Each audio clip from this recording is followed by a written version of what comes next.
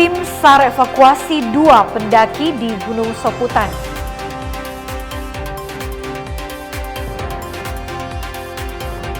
Mahasiswa gempur desak audit program BGN di BMR.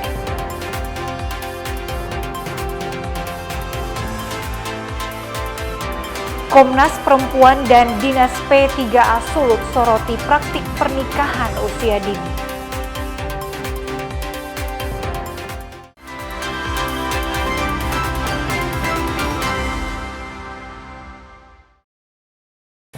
Selamat pagi saudara, apa kabar Anda hari ini?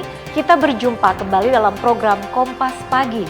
Selain ketiga sorotan tadi, Anda juga bisa menikmati beragam informasi menarik lainnya yang dihimpun tim redaksi Kompas TV. Bersama saya Ira Matoy, inilah Kompas Pagi selengkapnya, hanya di Kompas TV, independen, terpercaya.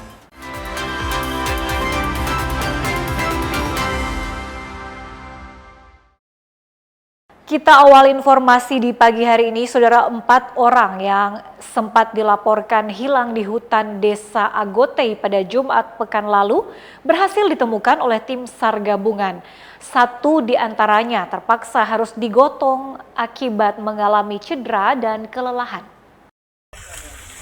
4 orang laki-laki yang tersesat di area hutan Agotei, Bolaang Mengedu Timur ditemukan selamat oleh tim SAR gabungan. Ke-4 orang tersebut yakni Agu Komaling, warga Pinasungkulan, Ai Karinda, warga Kota Mubagu, Ferry Kuhu, warga Kota Mubagu, serta David Pandeirot, warga Kakenturan. Mereka dilaporkan hilang sejak tanggal 19 Juni, ditemukan pada Sabtu 20 Juni sekitar pukul 6.00 WITA. Usai ditemukan, ke-4 orang ini langsung dievakuasi ke Puskesmas Tutuyan untuk dilakukan pemeriksaan kesehatan.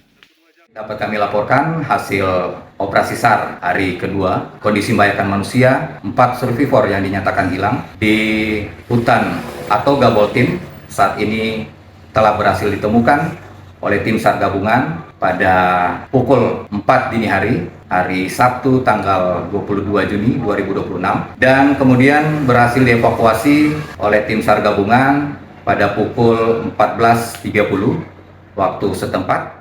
1 dari 4 orang tersebut terpaksa harus digotong lantaran mengalami kelelahan dan cedera. Tim Liputan Kompas TV, Bolaang Mengedu Timur, Sulawesi Utara.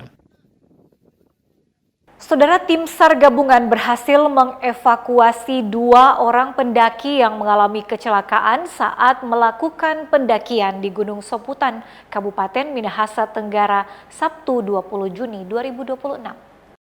2 korban berhasil ditemukan tim SAR gabungan usai alami kecelakaan saat sedang melakukan pendakian di Gunung Soputan, Kabupaten Minahasa Tenggara, Sulawesi Utara. Kedua korban langsung dievakuasi tim SAR gabungan dan mendapat penanganan medis di Puskesmas Desa Silian. Kedua pendaki mengalami cedera di bagian tangan dan kepala akibat kecelakaan. Operasi SAR pencarian terhadap korban bernama Ronaldo Bajeran dan Priscila Pondaak yang masing-masing berumur 18 tahun dan 24 tahun telah berhasil dievakuasi oleh tim SAR gabungan pada pukul 12.27 tadi siang. Adapun salah satu korban atas nama Ronaldo mengalami cedera di bagian kepala dan mengalami fraktur atau dislokasi pada bagian tangan sebelah kanan. Dan saat ini kedua korban sudah diserahkan ke Puskesmas Silian untuk mendapatkan penanganan lebih lanjut. Hingga kini kedua korban dinyatakan selamat dan sedang dalam perawatan tim medis. Tim Liputan Kompas TV Minahasa Tenggara, Sulawesi Utara. Beralih ke info lainnya, saudara, usai viral di media sosial, saluran pembuangan limbah Rumah Sakit Pancaran Kasih Manado mulai diperbaiki. Pihak rumah sakit menyebut kerusakan saluran pembuangan limbah ini diakibatkan karena gempa bumi. Pihak manajemen Rumah Sakit Pancaran Kasih Manado bergerak cepat untuk membenahi kebocoran pipa pembuangan limbah. Perbaikan ini dilakukan setelah kebocoran saluran pembuangan limbah berdampak kepada warga sekitar, kemudian viral di media sosial. Pihak rumah sakit memastikan pekerjaan perbaikan akan diselesaikan secepatnya sehingga tidak berdampak terlalu lama di masyarakat. Kalau dari kami rumah sakit memang sebenarnya sejak Sabtu kami sudah melakukan perbaikan, tapi sudah terlanjur viral dulu Tapi sekarang kami mau menginformasikan bahwa untuk pekerjaannya, perbaikannya sudah selesai kemarin hari. Jadi dari kami pihak rumah sakit memastikan bahwa yang terjadi viral kemarin itu sudah selesai kami perbaiki, dan mungkin bisa dicek, ada juga buktinya bahwa sekarang sudah tidak ada kebocoran dan lain-lain, sudah selesai kami perbaiki. Menurut pihak rumah sakit, kerusakan itu terjadi akibat benturan yang diakibatkan gempa bumi serta reruntuhan puing yang jatuh menimpa saluran. Jimmy Dapar, Kompas TV Manado, Sulawesi Utara. Informasi dari Sulawesi Selatan, Saudara, setahun buron seorang pelaku penikaman terhadap pengendara sepeda motor di Makassar April 2025 akhirnya ditangkap polisi. Pelaku sempat melarikan diri ke Morowali, Sulawesi Tengah demi menghindari kejaran polisi. Tanpa perlawanan, pelaku penikaman pemotor yang dinyatakan buron selama 1 tahun akhirnya ditangkap polisi Polsek Biringkanaya. Pelaku langsung digiring ke Mapolsek untuk proses hukum. Selain mengamankan pelaku, polisi juga menyita barang bukti berupa pisau badik yang digunakan saat melakukan tindak pidana. Kapolsek Biringkanaya AKP Setiawan Malik menyebut pelaku diamankan di Morowali, Sulawesi Tengah. Selama buron, pelaku bekerja sebagai tukang las. Kini pelaku ditahan di Mapolsek untuk mempertanggungjawabkan perbuatannya. Jadi motifnya pada saat tahun lalu itu, pada saat kejadian, memang dari pelaku sama korban ini saling serempet di jalan, sama-sama mabuk posisinya, kemudian cekcok, adu mulut, kemudian pelaku langsung mengeluarkan badi, sajamnya itu jenis badi dari belakang ininya, di punggungnya, langsung menusuk korban. Kemudian korban menangkis sampai korban mengalami luka tusuk ada 2 di tangan sama di punggung. Pelakunya ditangkap di daerah Blorokeng di rumah pacarnya. Jadi untuk sajamnya di badannya juga, dan itu sajamnya yang dipakai pada saat penikaman itu juga. Saat ini pelaku masih menjalani pemeriksaan intensif di Polsek Biringkanaya untuk keperluan proses hukum lebih lanjut. Atas perbuatannya, pelaku dijerat pasal penganiayaan berat dan atau kepemilikan senjata tajam tanpa izin dengan ancaman hukuman kurang lebih 4 tahun penjara. Diketahui April 2025 pelaku melakukan penikaman terhadap pemotor dan terekam kamera pemantau.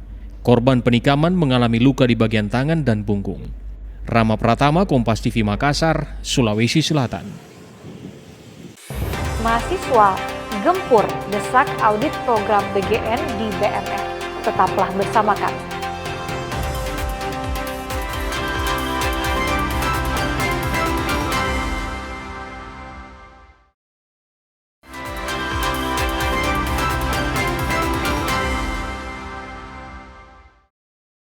Anda kembali bersama kami di Kompas Pagi. Saudara, puluhan mahasiswa dari berbagai organisasi yang tergabung dalam gerakan mahasiswa peduli rakyat atau Gempur menggelar aksi unjuk rasa di kantor Kejaksaan Negeri Kota Mobagu Senin siang.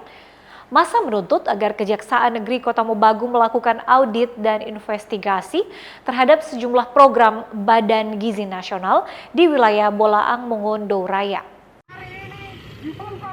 Usai berorasi di pusat Kota Mobagu, Sulawesi Utara, para mahasiswa melakukan aksi long march menuju kantor Kejaksaan Negeri Kota Mobagu sambil membawa spanduk dan poster untuk menyuarakan tuntutan mereka. Para demonstran menilai sejumlah program pemerintah termasuk program makan bergizi gratis dan Koperasi Desa Merah Putih perlu dievaluasi karena dinilai berdampak pada sektor pendidikan, kesehatan, serta pembangunan infrastruktur di daerah. Hari ini data dari NTG Watch dari Bang Teddy Askar mengatakan bahwa kalau memang ini untuk penurunan stunting, Papua itu 60% itu stunting. Tapi PGN di sana, SPPG-nya hanya 17. Jawa hanya 16%. Tapi SPPG-nya ada 1.600. Bayangkan ketimpangan ini. Berarti memang dari awal ini bukan proyek untuk penurunan stunting. Dan bukan untuk proyek untuk masyarakat. Kemarin kalian sudah baca teman-teman di berita, para pengusaha SPPG berteriak. Mereka mengatakan apa? Jangan hentikan pencarian kami, 1 hari 6 juta. Bayangkan, 1 1 hari 6 juta dikalikan 1 bulan berapa teman-teman penghasilan seorang kepala SPPG? Ini sangat berbahaya. Uang rakyat dihambur-hamburkan. Kita kawan-kawan sekalian menuntut Kejaksaan Agung untuk melakukan investigasi, audit terhadap seluruh SPPG yang ada di Kota Tombagu. Silakan selidiki secara tuntas apakah SPPG di Kota Tombagu ikut menyetorkan dana hanya untuk kepentingan pribadi dan itu kemudian dikorupsi oleh mantan kepala bagian kawan-kawan sekalian. Menanggapi tuntutan tersebut, Kepala Kejaksaan Negeri Kota Mobagu bilang pihaknya akan menindaklanjuti setiap laporan yang disertai data dan bukti. Kejaksaan juga menegaskan komitmennya untuk menindak tegas apabila ditemukan adanya dugaan tindak pidana korupsi dalam pelaksanaan program pemerintah. Dengan adanya yang terjadi di daerah, tentu Kejaksaan Negeri akan melihat hal-hal yang terjadi, apakah memang ada terinformasikan ya, fakta ataupun data keterkaitan yang bisa ditindaklanjuti oleh Kejaksaan Negeri, baik itu sifatnya informasi yang diteruskan kepada pimpinan. Tentu Kejaksaan Negeri yang sekarang saya pimpin, untuk penegakan hukum tetap saya akan lanjutkan.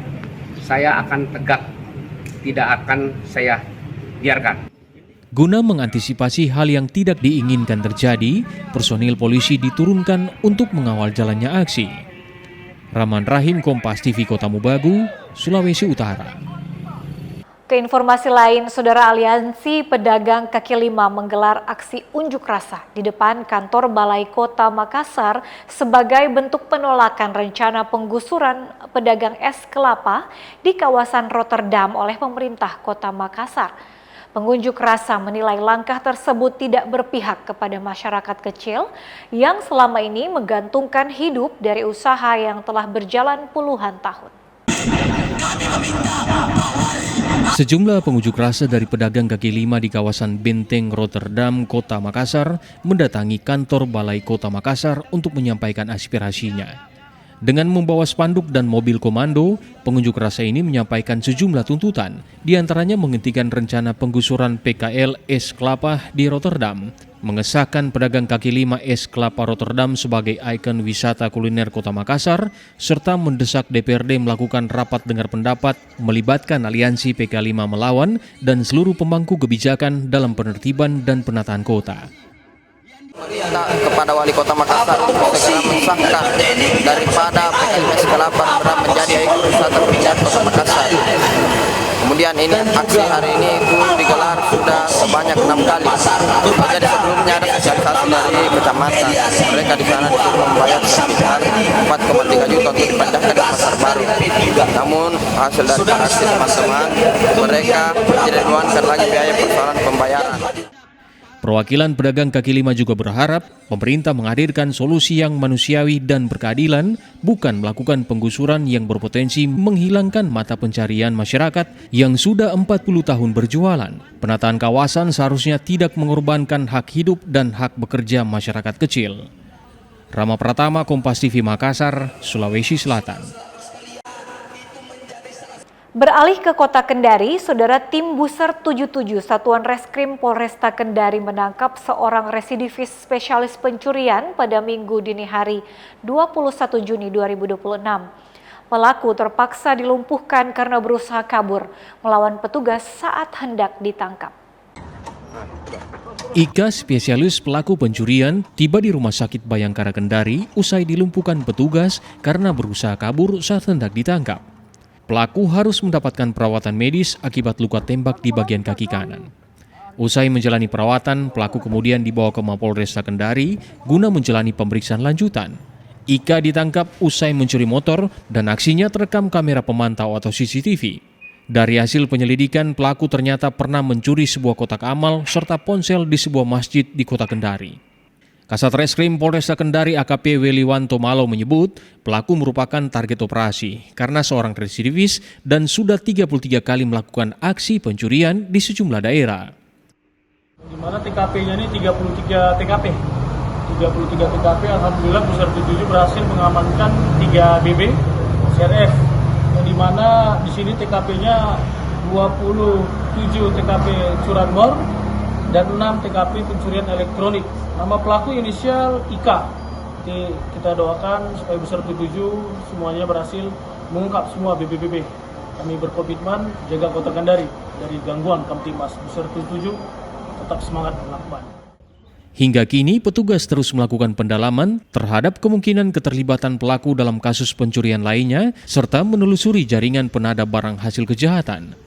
Akibat perbuatannya, kini pelaku mendekam di sel tahanan polisi dan terancam hukuman penjara 7 tahun sesuai pasal tentang pencurian. Silvian Sakia, Kompas TV Kendari, Sulawesi Tenggara.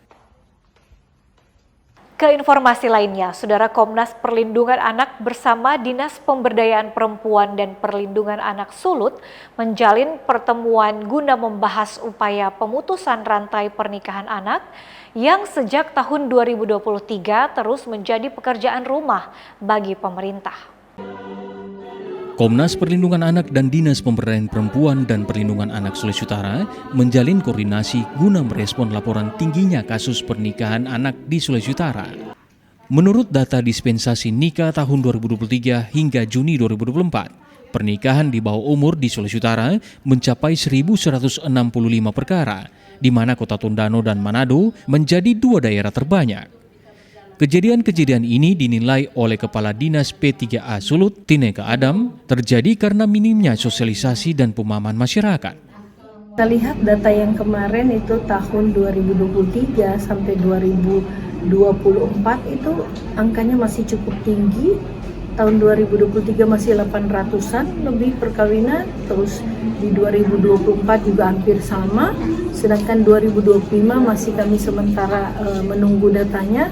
Dan kami kira memang kalau kita lihat dari wawancara terus data-data, memang hal ini belum banyak disosialisasikan. Jadi edukasi terkait hal ini memang masih sangat sedikit. Selain faktor sosialisasi, belum optimalnya peran pendidikan orang tua dan sekolah dinilai turut mempengaruhi tingginya pernikahan usia dini. Komnas Perlindungan Anak menilai, guna memutus rantai pernikahan anak, perlu adanya kolaborasi dari berbagai pihak terkait. Minimnya edukasi yang diterima oleh orang tua, tetapi juga anak-anak itu dipengaruhi oleh kemajuan teknologi yang hari ini mereka bisa mengakses semua informasi ya tanpa batas. Sebenarnya menentukan di sini adalah bagaimana pendidikan orang tua terhadap anak. Lalu kemudian ditunjukkan dengan bagaimana pendidikan di sekolah. Karena bangunan kesadaran dari rumah itulah yang menentukan moral atau bagaimana anak itu kemudian dia menentukan pilihan-pilihan penting dalam kehidupannya. Dengan adanya pertemuan ini, kedua pihak berharap dapat membangun pemahaman yang lebih kepada masyarakat agar praktik pernikahan dini dapat diredam.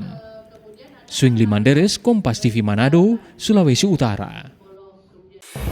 Rahmat Gobel dorong pengembangan pariwisata dan ekonomi daerah. Tetaplah bersama kami di Kompas Pagi.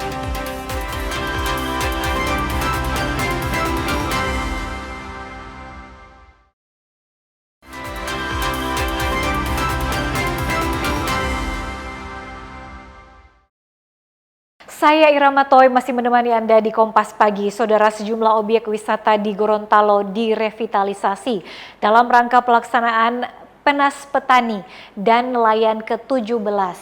Revitalisasi ini diharapkan tidak hanya mendukung agenda nasional, tetapi juga mendorong pertumbuhan pariwisata dan ekonomi daerah. Dalam rangka pelaksanaan Pekan Nasional Petani dan Nelayan ke-17, sejumlah objek wisata di Gorontalo akhirnya dibenahi.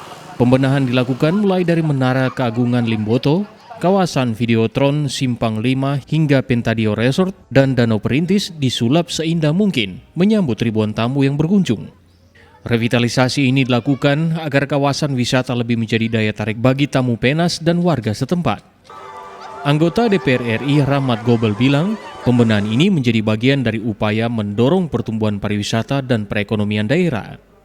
Kenapa saya bicara sama Pak Gubernur, Pak Bupati, ini daerah-daerah wisata yang ada di Gorontalo, boleh nggak saya rapikan, saya kembangkan untuk mendukung PNS itu sendiri. Sehingga masyarakat ada yang datang ke sini, ada yang datang ke sana.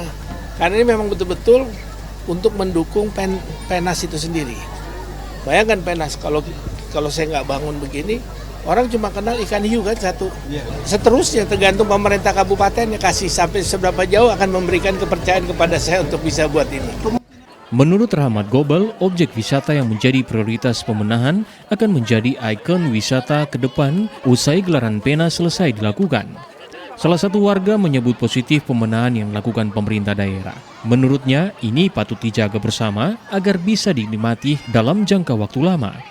Jadi tanggapan saya secara pribadi sangat berterima kasih khususnya kepada Bapak Rahmat Gobel juga beserta pemerintah jajarannya sudah menghadirkan spot wisata baru berupa videotron berbentuk bola ya. Jadi kebetulan ini juga dibukanya bersamaan dengan PENAS 2026, jadi bisa membawa anak-anak dan keluarga untuk datang berlibur seperti itu.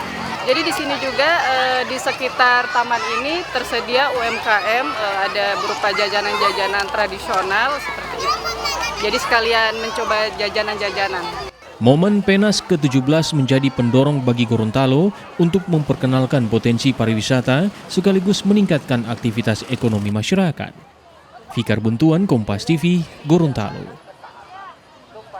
Sementara itu, Saudara Wakil Presiden Republik Indonesia Gibran Raka Buming Raka resmi membuka Pekan Nasional Petani dan Nelayan atau PENAS ke-17 di Kabupaten Gorontalo Sabtu 20 Juni 2026.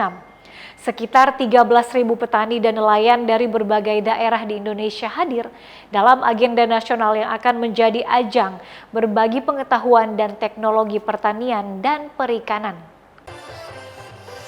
Pekan Nasional Petani dan Nelayan ke-17 resmi dibuka oleh Wakil Presiden Republik Indonesia Gibran Raka Buming Raka di Kecamatan Limboto, Kabupaten Gorontalo. Pembukaan ditandai dengan pemukulan polo-palo, alat musik tradisional khas Gorontalo. Sekitar 13.000 petani dan nelayan dari berbagai provinsi hadir dalam agenda nasional yang dipusatkan di Gorontalo ini. Gibran bilang sektor pertanian memiliki peran penting dalam menjaga ketahanan pangan nasional di tengah berbagai tantangan yang dihadapi. Tantangan kita juga besar. Pertama, soal tata kelola. Mulai dari menjaga alih fungsi lahan pertanian, kemudahan petani mendapatkan bibit unggul dan akses permodalan, kepastian off-taker, stabilitas harga, mekanisme pergudangan, penyaluran pupuk subsidi yang efisien dan tepat waktu. Dalam kesempatan ini saya ucapkan terima kasih kepada Bapak Menteri Pertanian yang sudah memangkas 145 regulasi syarat distribusi pupuk yang sekarang ini dinikmati oleh seluruh petani. Usai pembukaan, rombongan meninjau area gelar teknologi dan pameran pertanian yang menampilkan berbagai inovasi dan varietas unggul. Selama pelaksanaan PENAS, peserta akan mengikuti beragam kegiatan mulai dari temu teknis, gelar teknologi, hingga pengenalan metode pertanian dan budidaya perikanan modern. Fikar Buntuan, Kompas TV Gorontalo. Kita kembali ke Manado, Saudara. Untuk mendorong kesejahteraan rumah tangga, pemerintah Kota Manado melalui TPPKK mengadakan lomba usaha peningkatan pendapatan yang menyasar kelompok ibu rumah tangga. Kegiatan ini menjadi langkah nyata pemerintah untuk memaksimalkan potensi dari ibu-ibu rumah tangga. TPPKK Kota Manado menggelar perlombaan usaha peningkatan pendapatan keluarga atau UP2K yang diikuti oleh puluhan kelompok dari 11 kecamatan di Kota Manado. Lomba tersebut diharapkan mampu memotivasi ibu-ibu rumah tangga untuk dapat menciptakan produk bernilai jual sehingga dapat mendukung ekonomi keluarga.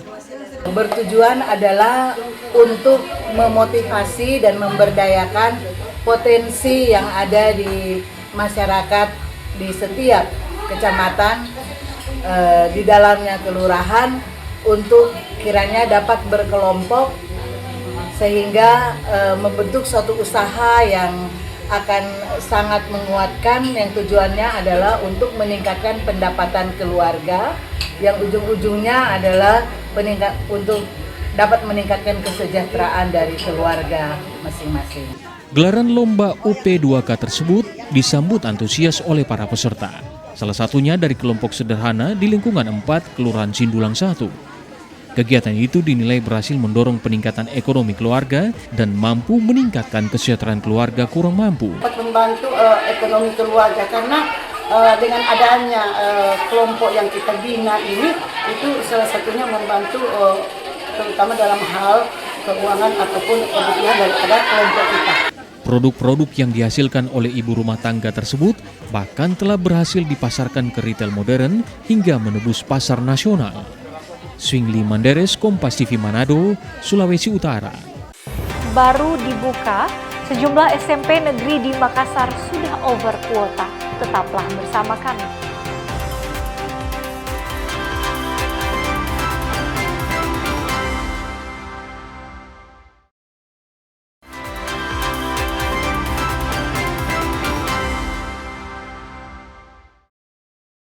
Terima kasih saudara Anda masih bersama kami di Kompas Pagi. Baru saja dibuka sejumlah sekolah menengah pertama atau SMP negeri di Makassar, Sulawesi Selatan sudah mengalami kelebihan pendaftar atau over kuota. Ratusan siswa tercatat sudah mendaftar di SMP Negeri 3 dan SMP Negeri 1 Makassar. Sementara itu, puluhan orang tua siswa masih terlihat mendatangi sekolah karena mengalami kesulitan saat melakukan pendaftaran secara online melalui jalur domisili atau zonasi.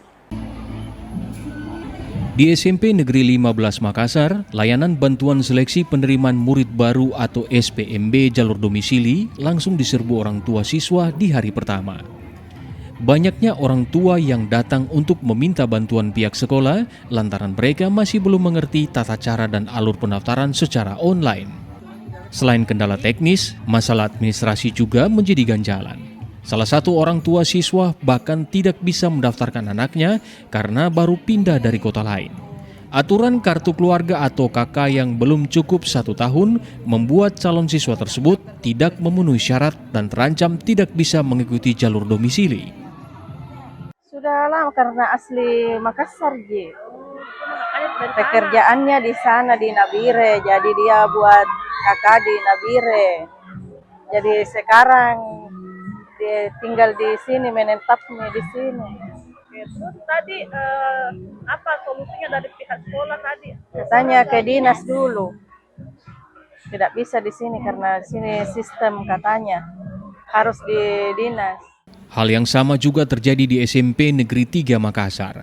Puluhan orang tua masih datang memadati sekolah untuk meminta bantuan petugas. Sementara di hari pertama ini, pihak sekolah sudah mengalami lonjakan dan kelebihan pendaftaran yang sangat signifikan. Dari total 130 siswa yang akan diterima melalui jalur domisili, SMP Negeri 3 Makassar justru sudah dipilih oleh 928 calon siswa. Pihak sekolah menyebut fenomena over kuota ini memang selalu terjadi setiap tahunnya. Kepala sekolah pun menghimbau agar orang tua lebih bijak dalam memilih sekolah yang memang dekat dari rumah. Kalau pengalaman tahun lalu ya, itu sampai lebih 2.000. Dan ini 5 hari ke depan ini, mulai hari ini, kurang lebih sama dengan itu. Mungkin sekitar 5.000-an, karena baru hari pertama sudah 900 lebih. Sehingga masyarakat saya kembali, tolong dipantau dulu lah sebelum menentukan pilihan begitu.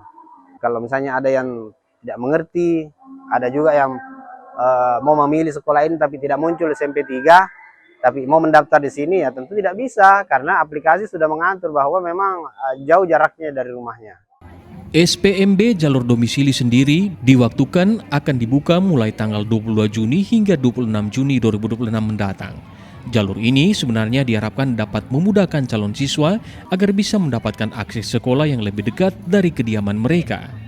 Nila Rustam, Kompas TV Makassar, Sulawesi Selatan. Saudara, pelaksanaan Pekan Nasional Petani dan Nelayan atau PENAS ke-17 di Gorontalo turut menjadi berkah bagi pelaku usaha mikro, kecil, dan menengah atau UMKM. Ada puluhan pelaku UMKM ikut pada rangkaian ini. Mereka mengaku kegiatan ini menjadi ladang cuan yang cukup signifikan, meningkatkan jumlah penjualan produk. Puluhan pelaku UMKM memadati pasar rakyat yang menjadi salah satu rangkaian kegiatan Penas Petani dan Nelayan ke-17 di Kabupaten Gorontalo. Beragam produk ditawarkan kepada pengunjung, mulai dari makanan ringan, makanan berat, hingga aneka minuman tradisional dan modern. Ramainya ribuan peserta dan pengunjung Penas membuat penjualan produk UMKM meningkat dibandingkan hari-hari biasa. Ada peningkatan Pak, soalnya kan acara begini rame tuh, baru karena 24 jam jual jadi DPP. Iya, karena masih rame. Jadi buka terus sampai 24 jam.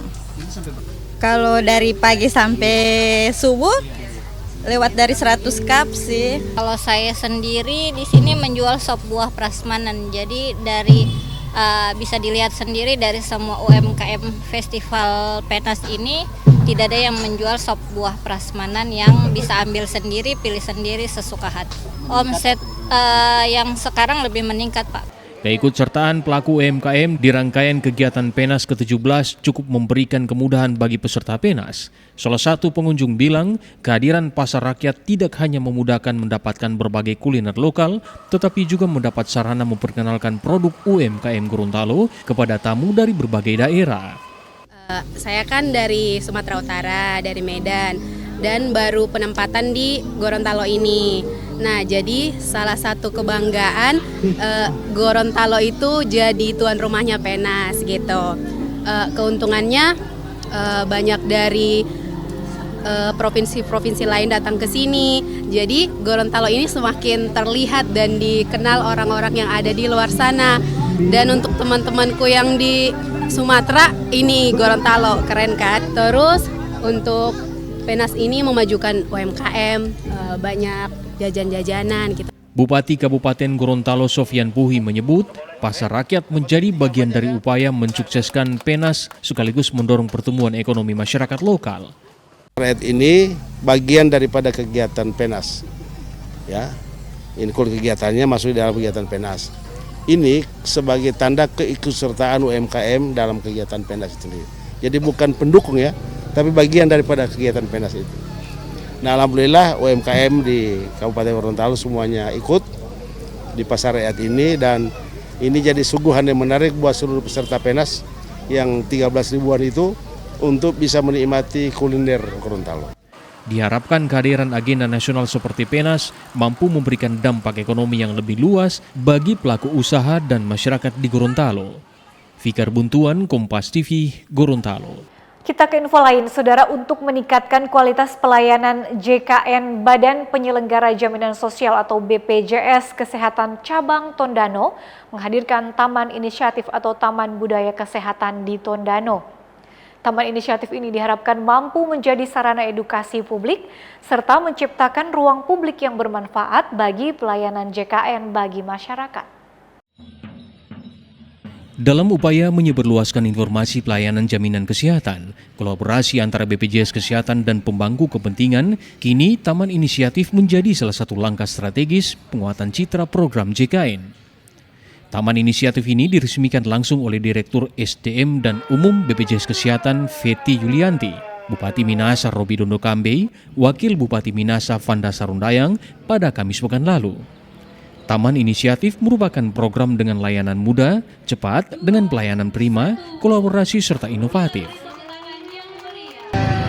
Pertama sebenarnya juga mensosialisasikan tata nilai kami ya, tata nilai kami yang harapannya juga menjadi nilai yang dianggap oleh stakeholder kami semua, termasuk juga karena kan tata nilai tersebut baik ya integritas, ya kolaborasi, tentunya kita semua harus kolaborasi, kemudian ada pelayanan prima, tidak hanya di layanan kesehatan, pasti juga punya layanan yang lain ya, pastinya juga harus dilakukan yang prima pelayanan tersebut.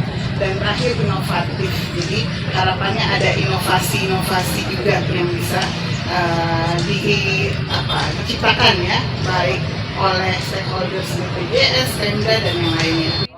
Melalui program BPJS ini, Pemkab Minahasa berkomitmen untuk terus berkolaborasi. Program di bidang kesehatan merupakan bagian penting dalam upaya promotif dan preventif yang perlu ditanamkan sejak dini. Luar biasa, tadi sudah disampaikan Ibu, di mana di Sulawesi Utara, ya, ini baru di Minahasa, ya. Nah ini kolaborasi antar BPJS Kesehatan dengan pemerintah Kabupaten Minahasa ini suatu sudah terjalin begitu baik, sehingga kami dari pemerintah Kabupaten Minahasa sangat-sangat mengapresiasi dan mendukung semua program dari BPJS Kesehatan. Pada peresmian ini ditandai dengan penandatanganan prasasti serta penyerahan bantuan dana OSR bagi sejumlah sekolah dan masjid di Minahasa. Taman inisiatif ini nantinya bisa dimanfaatkan menjadi sarana olahraga, berinteraksi, serta dapat memperoleh edukasi kesehatan. Tim Liputan Kompas TV Minahasa, Sulawesi Utara. Dari Tondano kita beralih ke Makassar, Sulawesi Selatan. Saudara, Open Turnamen Orado atau olahraga domino Sulawesi Selatan kembali digelar di Makassar, Sulawesi Selatan. Sebanyak 136 pasangan ikut ambil bagian dalam turnamen ini. Hal ini pun untuk persiapan jelang Porprov yang digelar di Kabupaten Wajo dan Bone nanti. Turnamen kali ini mempertandingkan dua kategori, yakni senior yang diikuti 128 pasangan dan junior U18 sebanyak 8 pasangan. Peserta berasal dari berbagai daerah di Sulawesi Selatan, seperti Bulukumba, Parepare, Baru, dan sejumlah kabupaten kota lainnya. Selain menjadi ajang kompetisi, kegiatan ini juga merupakan bagian dari persiapan menghadapi pertandingan eksibisi pada Pekan Olahraga Provinsi atau Porprov Sulawesi Selatan yang akan berlangsung di Kabupaten Wajo dan Bone pada November mendatang. Alhamdulillah turnamen Open Turnamen Orado Sulawesi Selatan tahun 2026 ini terselenggara. Salah satunya adalah bentuk puji dan syukur Orado telah bergabung menjadi anggota KONI Indonesia, yang mana untuk Orado Sulawesi Selatan sendiri beberapa hari yang lalu telah bergabung menjadi anggota KONI Sulawesi Selatan. Sehingga pada hari ini juga bentuk syukur kita itu melaksanakan kejuaraan Open Turnamen Orado tahun 2026. Sementara itu, Ketua Orado Kabupaten Bulukumba Andi Hamsa Pangki bilang, Bulukumba sebelumnya berhasil meraih gelar juara nasional kategori junior U18. Untuk menjaga performa atlet, pihaknya rutin menggelar turnamen mini dan pembinaan berkelanjutan. Dalam rangka persiapan Porprov, Orado Bulukumba juga akan menggelar turnamen besar pada 1-2 Agustus 2026. Pertama-tama bahwa kami Kabupaten Bulukumba berhasil kemarin juara nasional tingkat junior usia 18 tahun ke bawah. Dan yang kedua adalah setelah itu kami melakukan turnamen mini di Kabupaten Bulukumba untuk bagaimana supaya tetap terjaga persiapan kami, yang dimana nantinya alhamdulillah karena Orado ini masuk ke KONI pusat dan provinsi, dan sekarang persiapan kami adalah kejuaraan tingkat provinsi di Sulawesi Selatan yang nantinya akan berlangsung di Kabupaten Wajo dan Bone. Nah, oleh karena itu kami insya Allah kami melaksanakan kegiatan turnamen besar di Kabupaten Bulukumba pada tanggal 1 dan 2 Agustus dalam rangka menghadapi di Bone dan Wajo itu. Selain itu, pembinaan atlet usia muda terus dilakukan dengan mengajak pelajar SMP untuk mempelajari olahraga domino Ordo yang kini telah menjadi cabang olahraga resmi. Pada ajang Porprov mendatang, Bulukumba menargetkan mengirim 5 pasangan di kategori senior dan 3 pasangan di kategori junior. Mereka optimis mampu bersaing dan meraih prestasi di tingkat provinsi maupun nasional. Rama Pratama, Kompas TV Makassar, Sulawesi Selatan. Dan saudara, informasi tadi menutup perjumpaan kita dalam program Kompas Pagi. Saya Irama Toy bersama kru yang bertugas mengucapkan terima kasih atas kebersamaan Anda. Tetap saksikan rangkaian program berita di Kompas TV, independen, terpercaya.